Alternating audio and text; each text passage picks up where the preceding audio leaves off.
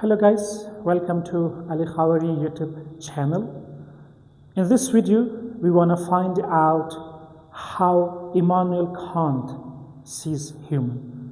What is his definition of human? So that's why the topic is Kantian human.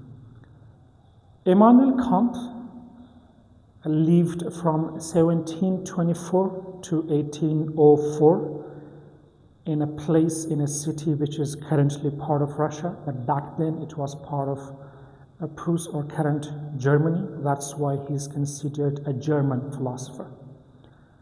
He's also one of the most significant philosophers throughout the history of human beings. I have discussed about Immanuel Kant in detail in some other videos in other places.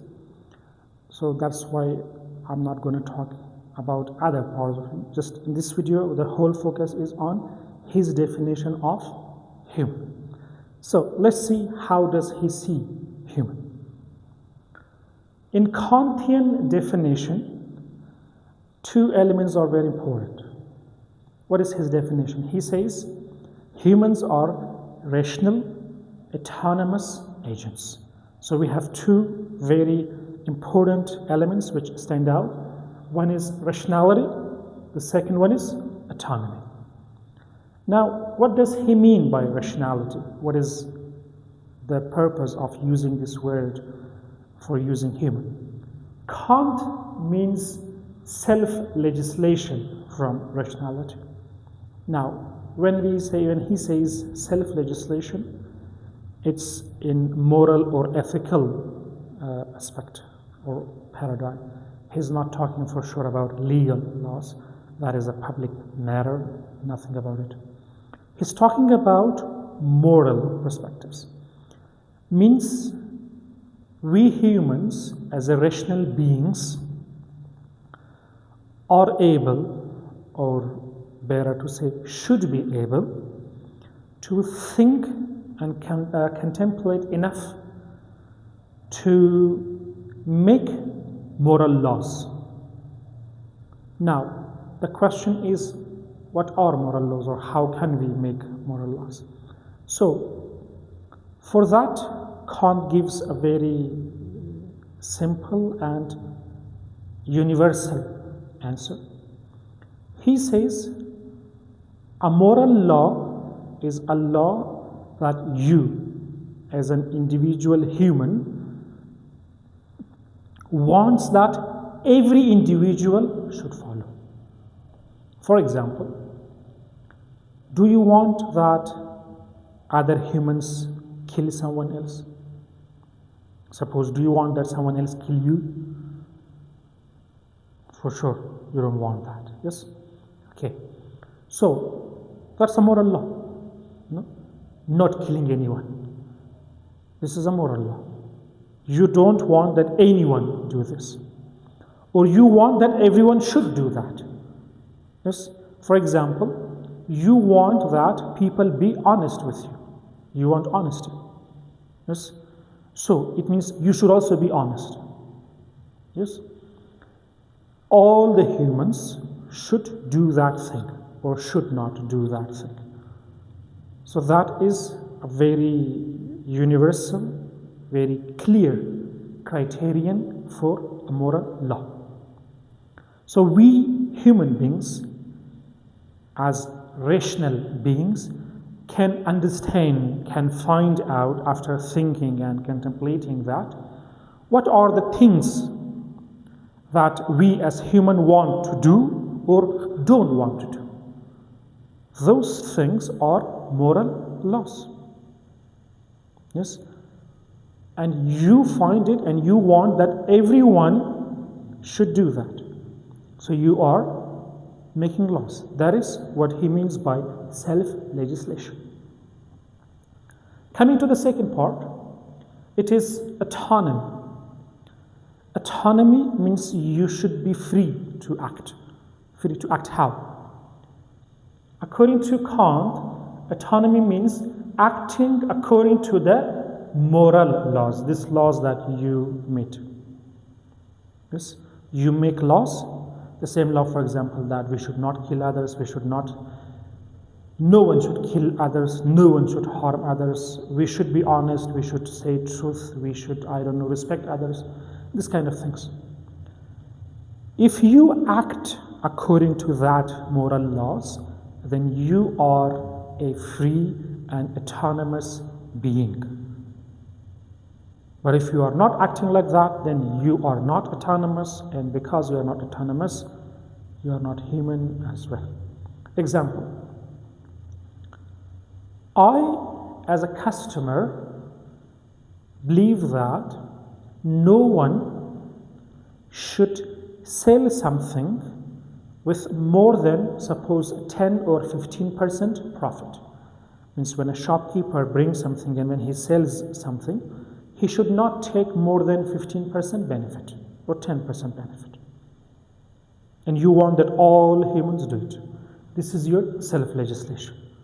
You consider that this much benefit is enough. Yes? Now, if you become shopkeeper yourself, and then you say, no, 10 or 15% is not enough, I want to take 30% benefit. You buy something for 100 and you sell it for 130. Now, you are not a free or autonomous human. Why? Because you are not acting according to the moral laws. You are breaching those moral laws. It means you are no more considered a complete human.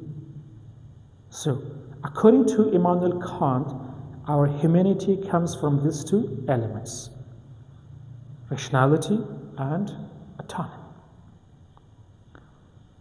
From here, we get to something very important, and that is dignity. Throughout history, it has been one of the biggest questions that why humans are dignified. Why humans have dignity? Suppose if I break, for example, something, suppose a chair or I don't know, anything, if it is my own, then I'm not responsible. No one will blame me. No one will convict me because of breaking my own chair. But if I harm someone, then it's a crime. The question is that why is it so? Why things do not have dignity? Why destroying them does not make me criminal, but harming a human makes me criminal? Where does this status come from? Why are humans dignified? So Kant says that this dignity comes from these two things. He says because humans are absolute, rational, and autonomous beings, that's why they have dignity. So our dignity comes from our being rational and autonomous. Other beings are not rational and are not autonomous. That's why they do not hold this status. From that, we get to a principle that Kant coined, that is the principle of humanity. Now, what does he actually mean by this? What is the principle of humanity? The principle of humanity simply means treating humans as end. It means we do not treat humans, we do not consider humans as means. We manipulate them, we misuse them, we do something with them in order to gain something else. I'm using human as means. I'm using one human because I want to gain something else. I want to become popular, I want to get power, I want to get money, I want to get a task done or whatever. Because of that, I am manipulating or I am misusing a human. This is breaching this great principle, the principle of humanity. I should consider each individual as end in themselves. As a human, there should be or there is nothing higher than human. Humans are the highest, how should I say, a good thing we have. They're the end in themselves. We don't have anything higher than them, beyond them, that we should manipulate them to gain that thing. Humans themselves are the ultimate end. If I am not doing like that, it means I am breaching the dignity. Yes? And it means I am breaching rationality. Because I, as a human, for sure, will not like that others manipulate me. Yes? And I want that no one should manipulate others. But I am breaking that law. I am not acting according to that law. So it means I am breaching my own humanity. I am breaching my own dignity. So that is the main reason why crimes happen and why some people are considered punishable. Yes? So the principle of humanity basically means that we should consider humans as ultimate ends. We should avoid manipulating and misusing humans, even a single human. Okay. Now that leads us to the final question. Is a Kantian human a complete human when he or she is born? Kant says no. Why? Because rationality is not something fixed. It's not like when you are born, you have one rationality and that same rationality remains fixed throughout your lifetime. No. It is gradually improving, excelling. That's why we humans have capacity for development. We can become more human. And we can try to be more complete. Because rationality does not have fixed limits, one thing. And the second thing, what is rationality? Rationality is making moral laws. So every second I am facing a new situation that is completely different, or if not completely, at least partially different from the previous situations that I have experienced. So every moment I am facing a new situation, a new scenario, and I have to make a new rule and act according to that. Yes? So that needs more information, more knowledge, more contemplation, more self-awareness, more awareness of the situation, of the human being, of the world, everything. So I am improving, I am enhancing every other second. That's why we humans have capacity, a vast capacity for development. We are not fixed humans. We are not like that once you are born, you are the same till the end. No. You can go higher, you may make mistake, you will come down, you will think again, you will use your rationality more, you will be brave enough to act according to that rationality, you'll get better human.